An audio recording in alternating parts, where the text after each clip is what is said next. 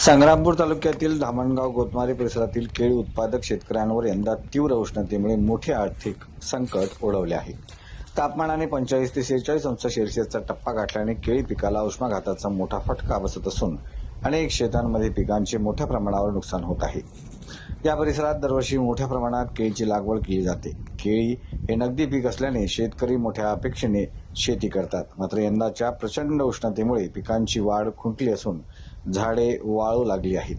केळीच्या पानांवर करपल्यासारखे डाग पडणे, घडांची वाढ थांबणे आणि झाडे झुकणे अशा समस्या मोठ्या प्रमाणावर दिसून येत आहे.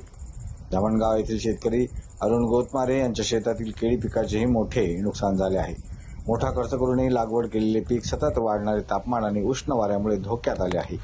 त्यामुळे उत्पादनात मोठी घट होण्याची शक्यता निर्माण झाली असून केलेला खर्चही निघणार नसल्याची भीती शेतकरी व्यक्त करत आहेत.